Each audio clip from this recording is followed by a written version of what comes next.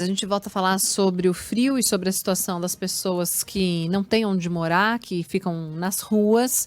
Nosso contato agora é com o secretário municipal de Assistência e Desenvolvimento Social, Carlos Bezerra Júnior, para falar justamente sobre as medidas da prefeitura que são adotadas relacionadas ao frio, essa ajuda aos moradores de rua. Secretário, obrigada por nos atender. Como vai? Boa tarde.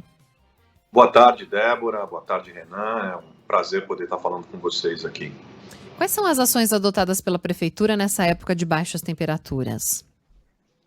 Nós estamos nesse período em que nós chamamos de período de baixas temperaturas, nós estamos com a Operação Baixas Temperaturas, que é um esforço multissecretarial da gestão do prefeito Ricardo Nunes, coordenado pela Secretaria de Assistência Social, para que nós possamos ampliar os nossos atendimentos com relação à população em situação de rua e proteger da forma mais efetiva contra os riscos que a baixa de temperatura pode oferecer.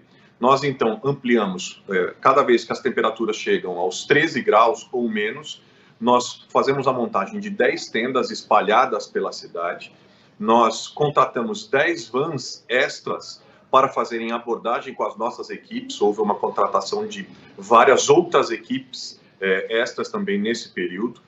Nós estamos fazendo um maior esforço com mais equipes, com ampliação do transporte, com ampliação do número de vagas. Nesse período agora de abril para cá, nós abrimos 1.700 novas vagas, inclusive ocupando espaços como clubes municipais, centros nossos que faziam atendimento da população em situação de rua durante o dia, que passaram a fazer atendimentos de pernoite.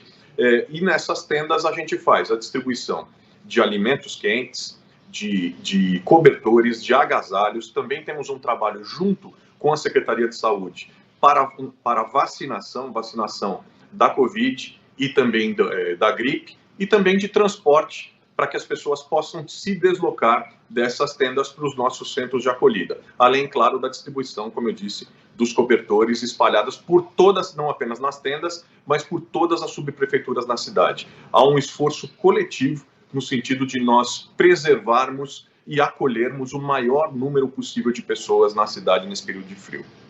Não é só nesse período de frio, né? Também em outros momentos a prefeitura tem dificuldade em fazer essa sensibilização, esse acolhimento de todas as pessoas. E não é só essa gestão, outras também tiveram essa dificuldade de fazer o acolhimento das pessoas em situação de rua. A gente está falando de um grupo muito heterogêneo, muito diferente entre si, e que vem aumentando muito, tornando esse desafio muito maior. O que a Prefeitura de São Paulo, nesse momento, nessa gestão, está tentando de novo para conseguir fazer um acolhimento mais efetivo das pessoas que vivem em calçadas e praças da cidade?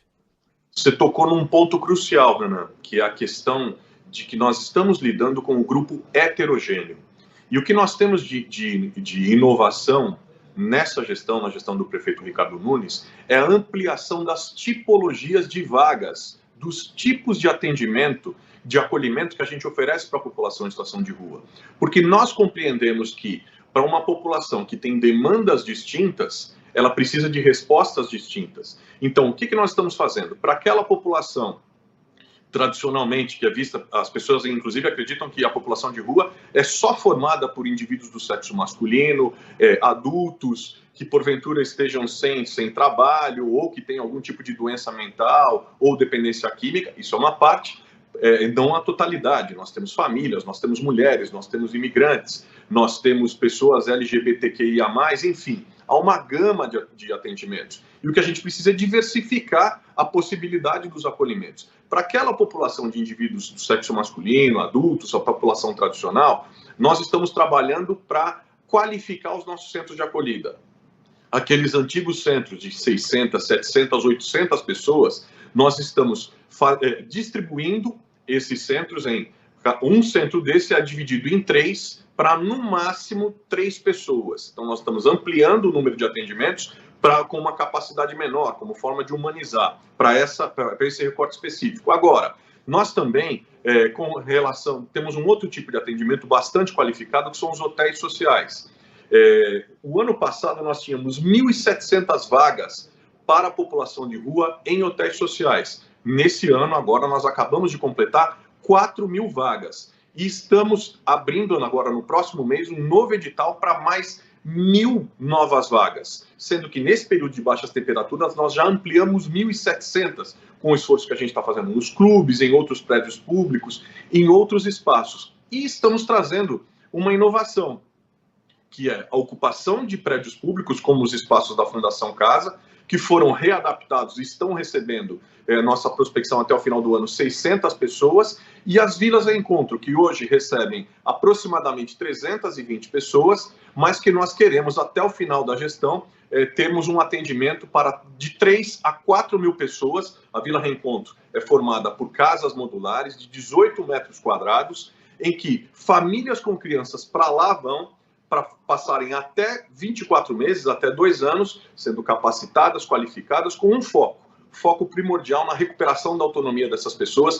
para que elas possam deixar a situação de rua. Então, nesse sentido, a cidade de São Paulo tem um esforço diferenciado de outras gestões, ampliando o leque de tipologias, ampliando as formas de atendimento e, por fim, melhorando a abordagem. Nós temos um novo projeto há 40 dias funcionando, que é o Ampara São Paulo, que é um novo formato de abordagem que se soma à nossa abordagem tradicional, que é o CEAS, com equipe multiprofissional, com profissionais de saúde mental, com pessoas que tiveram trajetória em situação de rua, que estão nas equipes, enfim, com arte educadores, usam a arte para se aproximar das pessoas, e essas equipes têm tido muito sucesso na abordagem. O resultado tem sido uma adesão para o acolhimento, o dobro da abordagem positivamente, com números dobrados em relação à abordagem tradicional. Isso é fundamental, essa questão da abordagem, né? Porque a gente sabe que muitas vezes as equipes têm que convencer aquelas pessoas a irem para o abrigo, e muitas vezes os moradores de rua se negam a ir para esses centros de acolhimento. E eu queria te perguntar justamente isso, secretário. Quais são os motivos, né? Por que alguém preferiria, né? Falar, não, vou ficar aqui na rua, no frio, vou passar essa noite. Eu sei que tem muitos moradores de rua que se negam a ir para esses abrigos, porque eles têm a companhia dos cachorros, né? Tem aí, às vezes, um ou até mais de um cachorrinho junto, e nem sempre esses locais têm acolhimento também para os pets. Existe um centro que receba também esses companheiros, esses cachorros.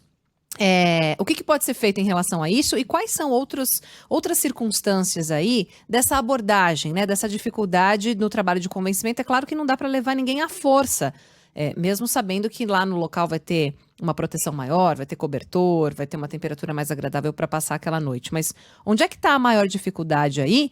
E tem uma unidade para receber os cachorros também dessas pessoas? Nós temos, Débora, 9 dos nossos equipamentos que estão adaptados e que recebem os cachorros, recebem os pets. Uma das dificuldades, inclusive o ano passado nós aumentamos em 30% essa capacidade no período das baixas temperaturas.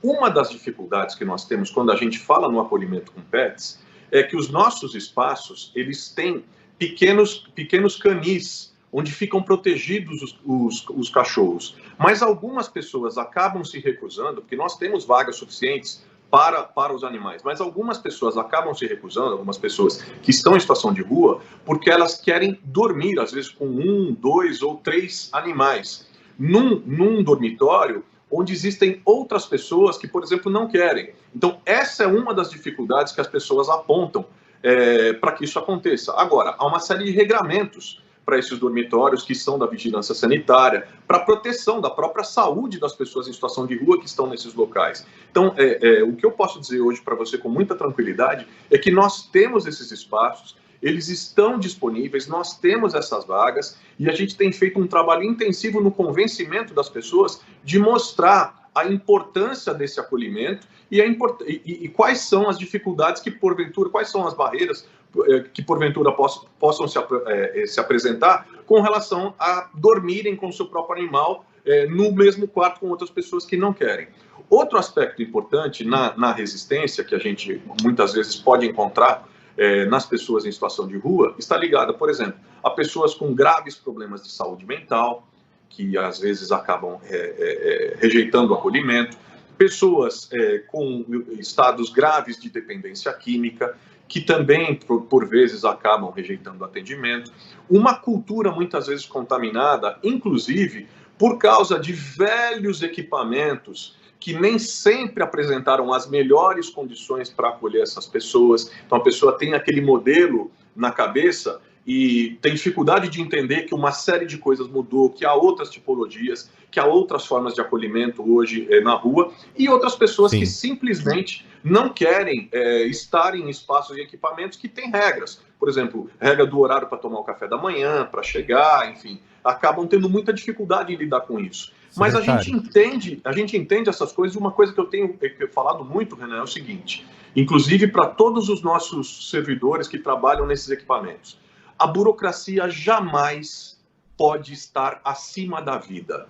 Jamais a burocracia pode estar acima da vida. As regras devem ser avaliadas caso a caso, porque há pessoas que estão trabalhando, que precisam se locomover, que têm horários diferenciados, que têm hábitos diferenciados e que também precisam ser levados em conta e precisam ser respeitados. E nesse sentido, eu acho que a gente está avançando bem. Secretário, a gente precisa encerrar, mas eu preciso ainda fazer uma pergunta para o senhor. A gente abriu a edição de hoje falando dessas 2 mortes suspeitas na cidade, 2 pessoas que morreram sem sinal de violência. Há a possibilidade de elas terem morrido de frio. A prefeitura acredita que essas 2 pessoas morreram de frio?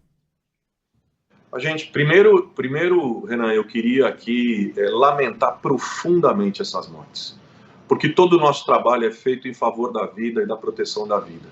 E eu queria dizer para você aqui que, para nós, é muito triste quando uma notícia como essa chega, porque há um esforço, eu diria, sobre-humano, no sentido da gente proteger o maior número de pessoas. Mas casos como esse, que porventura venham a acontecer, a gente trabalha para que eles não se repitam em hipótese alguma.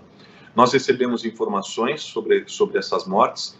Uma aconteceu anteontem, no período da tarde, na região central, na Sé, e a outra pessoa faleceu na madrugada de ontem, na região da Moca. Nós estamos absolutamente à disposição da família, daqueles que porventura possam ser ajudados nesse momento, nos solidarizamos com eles e aguardamos as investigações feitas pela polícia e pelo Instituto Médico Legal com relação à causa que pode ter levado essas pessoas a óbito. O fato é que nós estamos trabalhando intensamente na ampliação dessa rede, na melhoria da abordagem, para que a gente possa proteger o maior número de pessoas possível na cidade.